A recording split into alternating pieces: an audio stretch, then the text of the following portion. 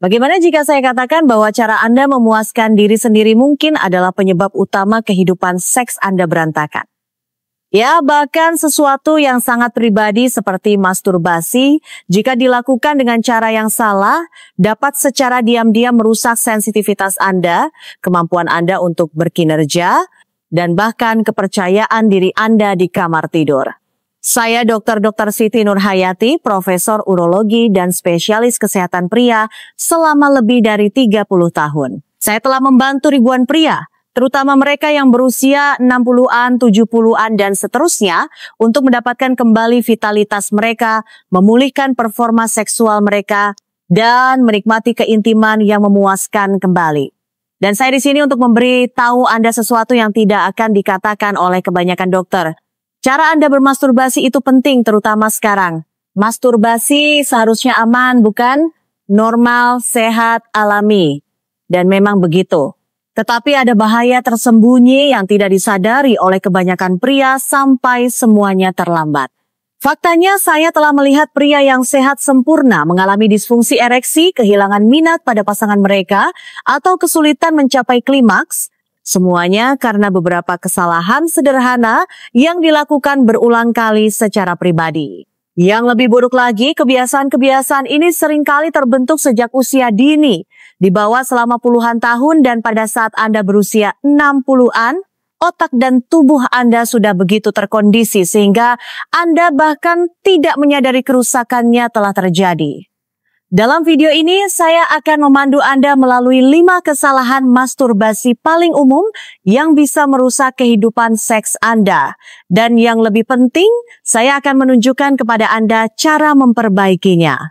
Baik Anda sedang berurusan dengan ereksi yang lemah, kesulitan untuk selesai, atau Anda hanya tidak merasa terangsang lagi, ini bisa menjadi kepingan yang hilang untuk memulihkan bagian diri Anda itu. Ini bukan teori, ini berasal dari ilmu pengetahuan nyata, pengalaman klinis, dan percakapan dengan pria seperti Anda. Salah satu kebiasaan ini sangat umum, saya berani bertaruh 9 dari 10 pria melakukannya tanpa berpikir, namun hal itu dapat mematikan sensitivitas Anda dan melatih otak Anda untuk gagal selama keintiman yang sesungguhnya. Kita akan membahas itu dan 4 lainnya yang mungkin belum pernah Anda pertimbangkan. Jadi, tetaplah bersama saya.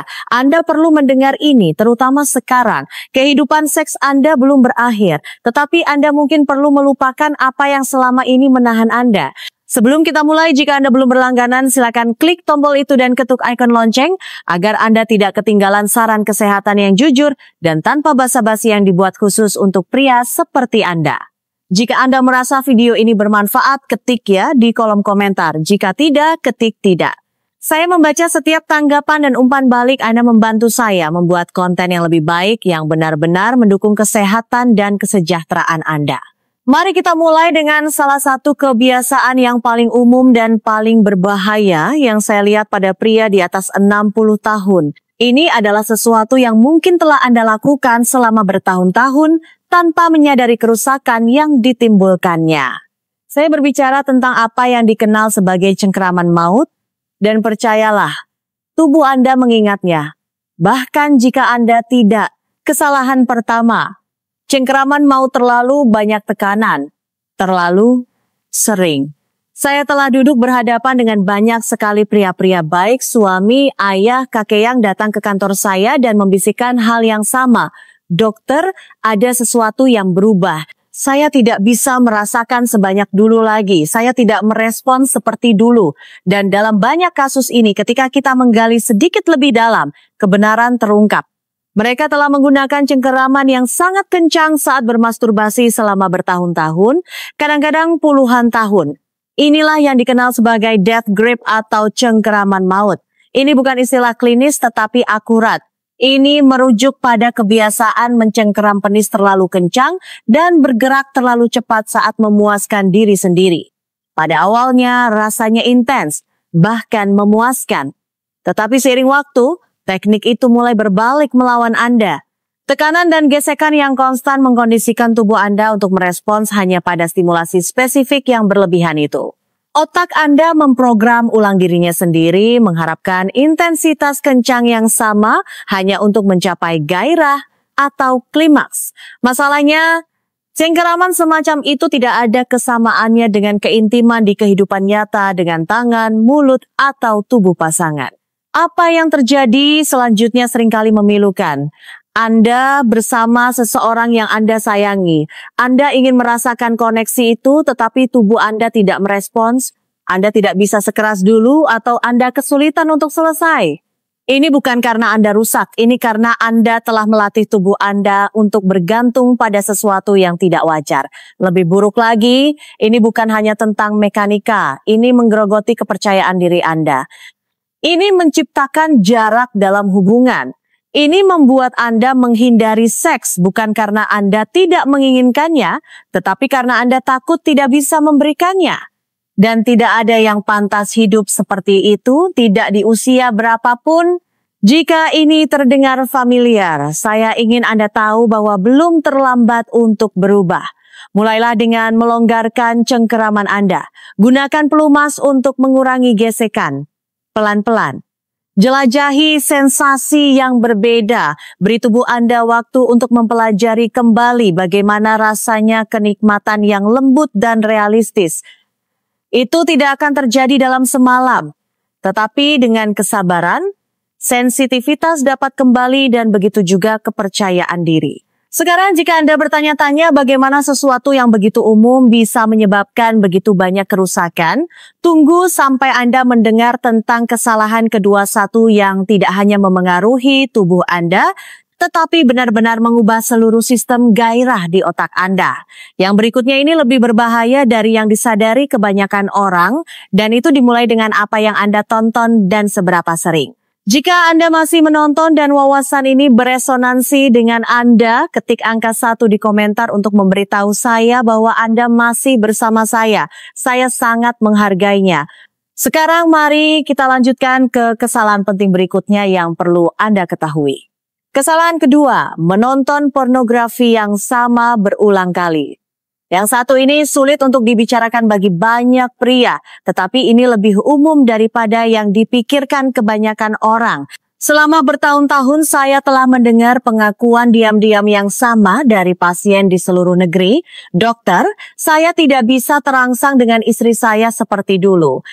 Terkadang mereka menyalahkan usia atau berasumsi mereka baru saja kehilangan gairah. Tetapi ketika saya bertanya tentang kebiasaan solo mereka, sebuah kebenaran yang lebih dalam muncul. Mereka telah menonton jenis pornografi yang sama selama bertahun-tahun, seringkali video yang sama atau kategori yang sama berulang kali. Ini adalah ritual pribadi, familiar dan cepat. Tapi itu juga perlahan-lahan mengubah cara otak mereka bekerja. Lihat. Otak sangat mudah beradaptasi. Ia mempelajari pola terutama ketika terhubung dengan emosi yang kuat seperti kenikmatan seksual. Dan ketika satu-satunya hal yang dapat diandalkan untuk membuat Anda terangsang adalah video yang intens, sangat diedit dan tidak realistis, otak Anda mulai mengasosiasikan jenis konten spesifik itu dengan gairah bukan sentuhan nyata, bukan suara pasangan Anda, bukan emosi yang dibagikan, hanya piksel dan pengulangan. Seiring waktu, ini mengarah pada sesuatu yang kita sebut desensitisasi. Apa yang dulu menggairahkan Anda tidak lagi berfungsi. Anda mungkin mendapati diri Anda membutuhkan konten yang lebih ekstrem atau tidak biasa hanya untuk merasakan percikan yang sama. Dan secara tragis, ketika Anda bersama pasangan sejati seseorang yang mencintai Anda, yang ingin terhubung, Anda merasa mati rasa. Tubuh Anda tidak merespons, pikiran Anda mengembara dan keintiman menjadi lebih seperti pertunjukan daripada pengalaman bersama. Ini bukan hanya preferensi, ini adalah pergeseran neurologis dan itu berbahaya karena secara diam-diam mencuri kegembiraan dan spontanitas keintiman dalam kehidupan nyata. Banyak pria menderita dalam diam, berpikir ada yang salah dengan diri mereka, padahal sebenarnya kebiasaan mereka telah membentuk kembali jalur gairah mereka. Anda dapat membalikan ini tetapi dimulai dengan kesadaran. Mulailah dengan mengubah apa yang Anda paparkan pada diri Anda. Beristirahatlah dari konten visual. Cobalah membaca erotika menggunakan imajinasi Anda atau terlibat dalam sentuhan sensual tanpa layar. Jika Anda menggunakan porno, variasikan. Lebih baik lagi bagikan dengan pasangan Anda dan jelajahi bersama. Variasi membuka kembali pintu menuju gairah alami. Sekarang jika Anda pikir stimulasi berlebihan melalui media itu merusak, tunggu sampai kita berbicara tentang apa yang terjadi ketika Anda terburu-buru saat memuaskan diri sendiri seolah-olah itu adalah perlombaan. Kesalahan ketiga adalah salah satu yang dikembangkan sebagian besar pria di awal kehidupan dan itu mengikuti mereka seperti bayangan, diam-diam menyabotase stamina dan kepuasan mereka. Kesalahan ketiga, masturbasi seolah-olah sedang berlomba cepat, diam-diam dan penuh rasa bersalah. Yang satu ini sangat relevan bagi banyak pria, termasuk saya sendiri. Saat tumbuh dewasa, pesannya jelas.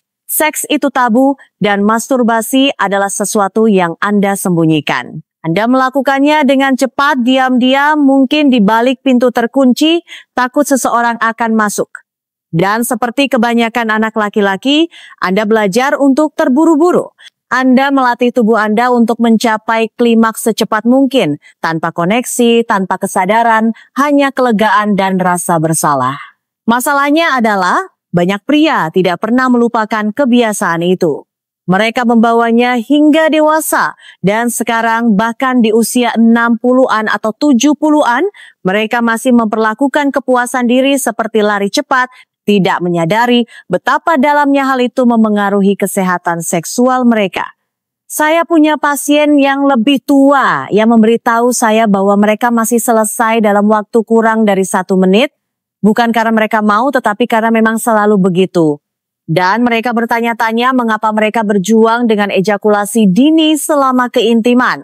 Ini bukan misteri. Ketika Anda telah menghabiskan bertahun-tahun mengajari tubuh Anda untuk mencapai klimaks dengan cepat, itulah yang akan dilakukannya dengan atau tanpa pasangan. Tragedi sebenarnya adalah hal itu juga merampas keintiman Anda. Tidak ada ruang untuk koneksi, untuk rasa ingin tahu, atau untuk benar-benar mempelajari apa yang dibutuhkan tubuh Anda. Dan yang lebih buruk, itu memperkuat rasa malu. Jauh di lubuk hati, banyak pria masih percaya mereka melakukan sesuatu yang salah. Bahkan ketika mereka tahu secara intelektual bahwa masturbasi itu sehat. Rasa bersalah itu berlama-lama, secara diam-diam merusak harga diri mereka dan memperkuat keyakinan bahwa kenikmatan harus disembunyikan atau dipercepat. Tapi inilah yang saya ingin Anda dengar. Anda pantas mendapatkan yang lebih baik. Anda pantas mendapatkan waktu. Anda pantas mendapatkan kenikmatan tanpa panik. Anda pantas menyentuh tubuh Anda tanpa rasa malu atau takut. Jadi, pelan-pelan, sisihkan waktu. Tidak hanya untuk klimaks, tetapi untuk eksplorasi. Bernapaslah, rileks. Gunakan tangan Anda dengan cara-cara baru. Jadilah penasaran tentang apa yang terasa enak dan berikan diri Anda izin untuk menikmatinya sepenuhnya. Anda tidak melakukan sesuatu yang salah. Faktanya, Anda melakukan sesuatu yang sangat benar dengan menghubungkan kembali dengan tubuh Anda sendiri dengan cara yang lebih sehat dan lebih disengaja. Dan jika Anda pikir kecepatan adalah satu-satunya penyabot diam-diam, pikirkan lagi.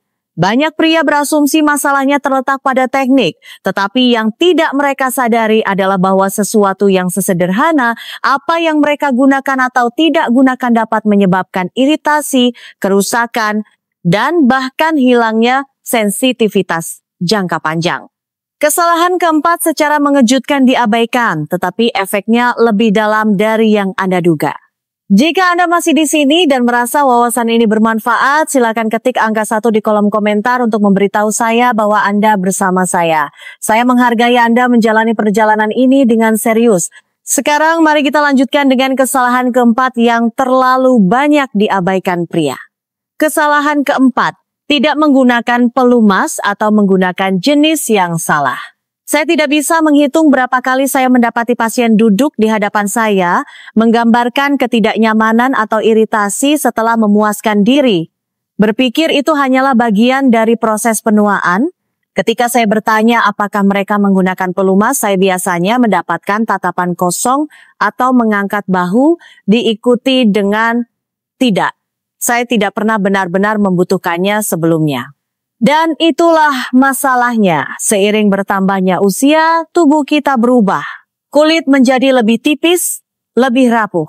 Kelembapan alami berkurang. Namun, banyak pria masih memperlakukan tubuh mereka seolah-olah berusia 25 tahun, menggunakan tangan kering atau lebih buruk lagi, lotion dan produk yang tidak pernah dimaksudkan untuk kulit intim. Inilah kebenarannya. Masturbasi tanpa pelumas tidak hanya tidak nyaman, tetapi juga bisa merusak. Gesekan menyebabkan robekan mikro pada kulit yang menyebabkan hilangnya sensitivitas jangka panjang, peradangan, dan bahkan iritasi kronis. Seiring waktu, ini dapat menumpukan sensasi yang justru sedang Anda coba nikmati. Beberapa pria mencoba mengatasi ini dengan menggunakan hal-hal seperti petroleum jelly atau lotion tubuh beraroma, tetapi itu dapat menyumbat pori-pori, mengganggu kulit halus di sekitar alat kelamin, dan meningkatkan risiko infeksi atau reaksi alergi. Saya sudah terlalu sering melihatnya. Pria tanpa sadar melukai diri mereka sendiri di setiap sesi. Semua karena tidak ada yang pernah memberitahu mereka bahwa mereka seharusnya melakukannya secara berbeda. Jika itu adalah Anda, saya ingin Anda tahu tidak ada yang perlu dipermalukan. Anda tidak pernah diajari cara merawat tubuh Anda dengan cara ini. Tapi sekarang Anda tahu, dan sekarang saatnya untuk berubah. Gunakan pelumas berkualitas tinggi yang aman untuk tubuh, sesuatu yang dirancang khusus untuk penggunaan intim. Pelumas berbasis air bagus untuk pembersihan yang mudah dan aman dengan kondom. Pelumas berbasis silikon bertahan lebih lama dan ideal jika Anda berjuang dengan kekeringan. Jika Anda lebih suka alternatif alami, minyak kelapa bisa bekerja, hindari saja apapun yang beraroma kuat atau berbasis minyak bumi. Begitu Anda mulai menggunakan pelumas yang tepat, Anda tidak hanya akan melindungi kulit Anda, tetapi juga mengembalikan sensasi halus dan lembut yang membuat keintiman menjadi menyenangkan lagi. Mengabaikan langkah ini mungkin tampak kecil, tetapi seiring waktu itu menimbulkan kerugian serius. Ini seperti mengendarai mobil tanpa oli. Anda mungkin bisa lolos untuk sementara waktu, tetapi pada akhirnya sesuatu akan rusak. Tetapi sepenting apapun pelumas, ada satu kesalahan lagi yang memotong lebih dalam satu yang tidak hanya memengaruhi tubuh Anda, tetapi hati Anda, harga diri Anda, dan cara Anda melihat diri Anda sebagai makhluk seksual. Kesalahan terakhir ini tidak terlihat, tetapi dampaknya dapat mengikuti Anda ke setiap momen intim. Dan semuanya dimulai dengan bagaimana perasaan Anda setelah selesai. Kesalahan kelima, membawa rasa malu ke dalam kamar tidur. Dari semua kesalahan yang telah kita bicarakan, yang satu ini mungkin yang paling sulit untuk diakui dan yang paling berbahaya. Bukan karena merusak tubuh secara langsung, tetapi karena secara diam-diam mengikis kepercayaan diri Anda, koneksi Anda, dan perasaan Anda sebagai seorang pria seksual. Saya berbicara tentang rasa malu, rasa bersalah yang tersisa dan tak terucapkan seputar masturbasi yang dibawa oleh begitu banyak pria secara diam-diam, bahkan hingga usia senja mereka.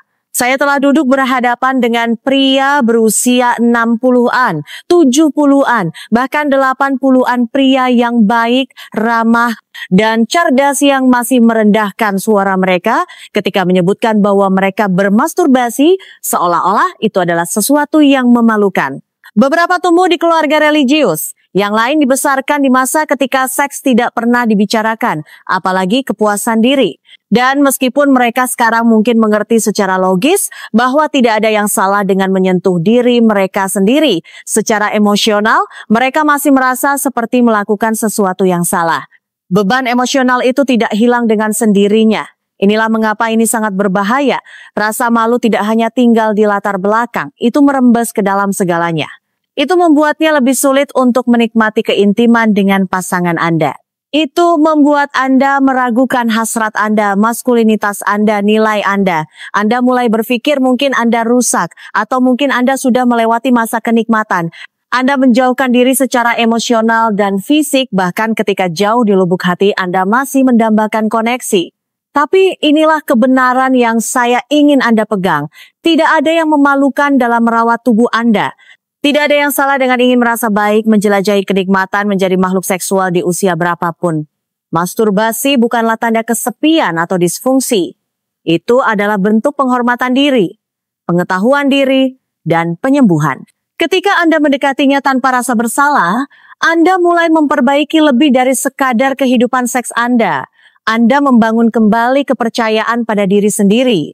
Anda mendapatkan kembali kendali, dan Anda membuat ruang untuk keintiman yang lebih dalam dan lebih bermakna dengan pasangan Anda atau bahkan hanya di dalam diri Anda sendiri.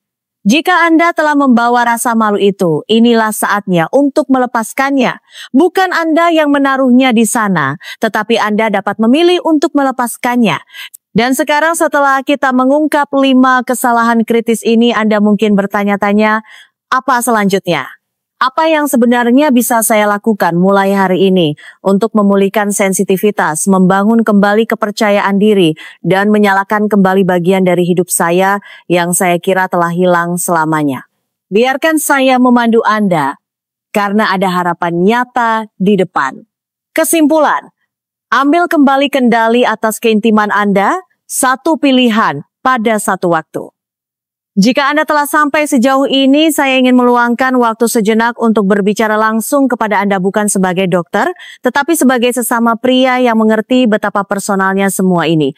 Apa yang kita bicarakan hari ini bukan hanya tentang teknik fisik atau kebiasaan buruk.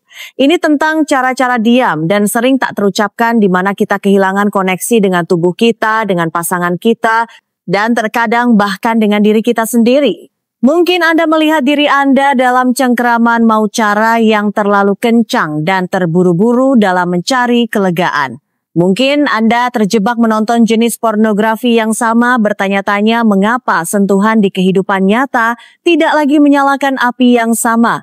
Mungkin Anda selalu memperlakukan kepuasan diri seperti rahasia yang harus Anda selesaikan dengan cepat, sebuah tugas, bukan hadiah.